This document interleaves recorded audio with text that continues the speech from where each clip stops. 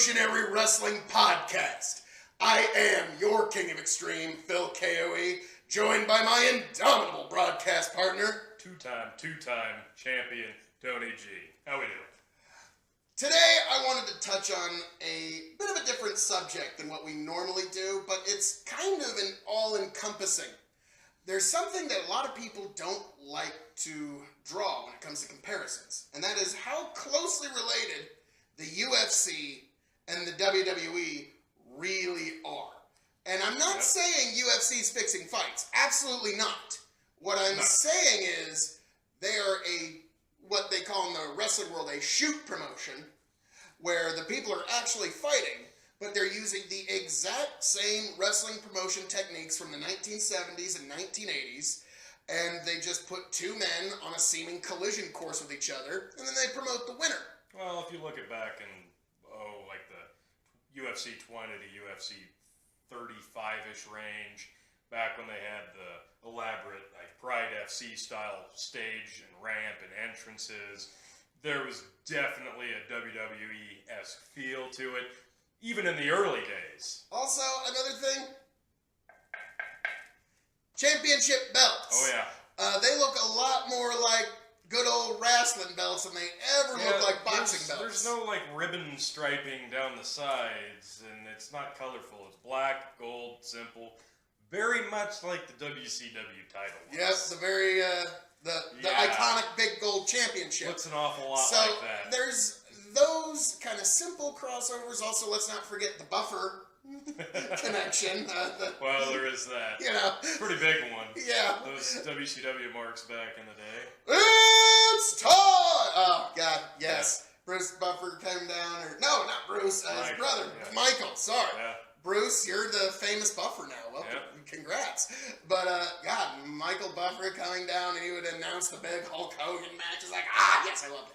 But what I'm getting at here is there's still a little more competition than anybody really wants to admit. Joe Rogan. You've heard of him, right? He's got this podcast I think he's got a podcast. I think he's doing okay for himself. Yeah, I've heard he's doing all right. Yeah.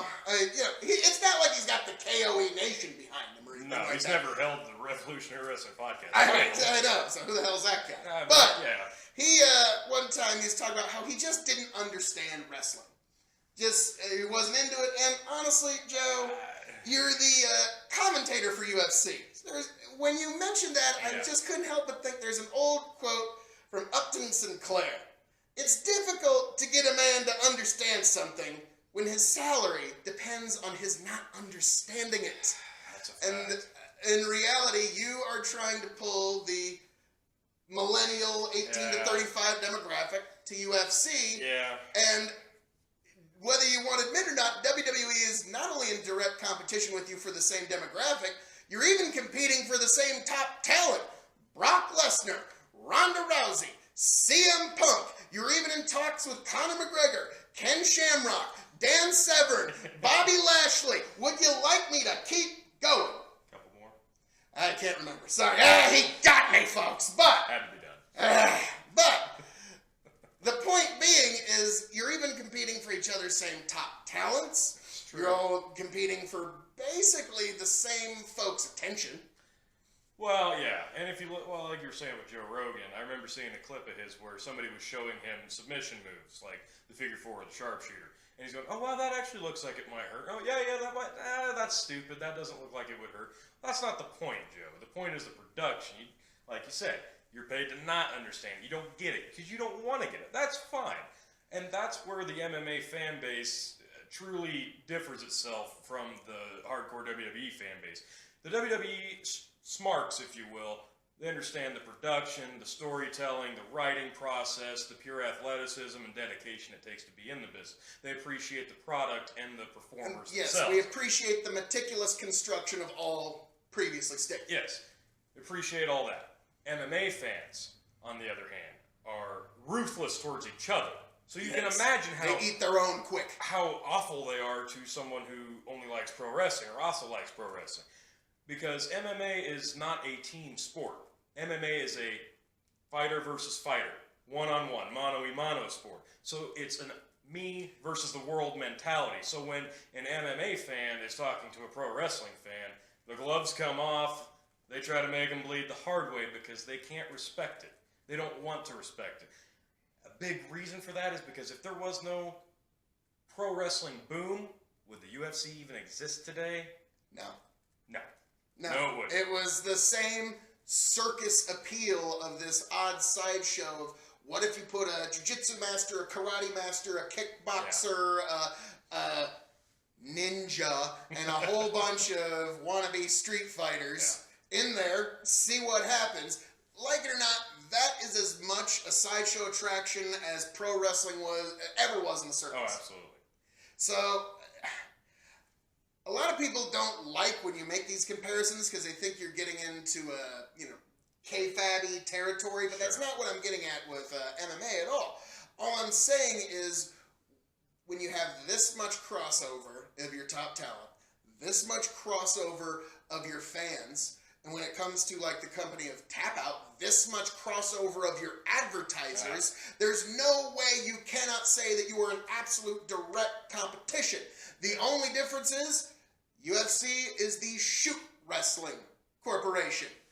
WWE is the worked wrestling corporation. And that's really the biggest difference because they even promote their fights in much the same way. So... Well, before when Ken Shamrock came over in the 90s, UFC wasn't the juggernaut that it is today. All pro wrestling kids thought this was the proper way you hold your hands in a fight, thanks to Ken. So now, when UFC is this juggernaut and WWE is still a household name, we are actually having the transition between the two. Ronda Rousey is in WWE on Raw. She's the champion now. Huge stuff. We finally got this crossover, and now we're again getting Brock Lesnar stepping back inside the cage from the looks of it with Daniel Cormier. Maybe even putting the WWE Universal title on the line. Cormier requested it. Could it happen? Please. We hope so. Mr. White, Mr. McMahon, please. Make it happen. Please make this happen. Let's make this transition, this cross-promotion, let's make it official. There's no need to fight each other all the way. Come on, let's make this happen. This could be amazing. Who hates money? I know Dana White and Vince McMahon hate money. Last I checked. Hate it. It offends them by the very sound, scent, and smell of it. That's why they all went to Bitcoin. Congratulations! We managed to get a Bitcoin reference in here in the Revolutionary Wrestling Podcast. Thank you. We're breaking new ground tonight. So, all that being said, I don't think we're ever going to get a final conclusion in the great war of UFC versus WWE, but they're at war now. So, we'll see how it goes. And in all the twists and turns, turn right here to the Revolutionary Wrestling Podcast. Any last words, T? Pickle Weasel. On that note, I am your King of Extreme, Phil KOE, signing off and handing it over to my indomitable broadcast partner, Tony, thanks for watching.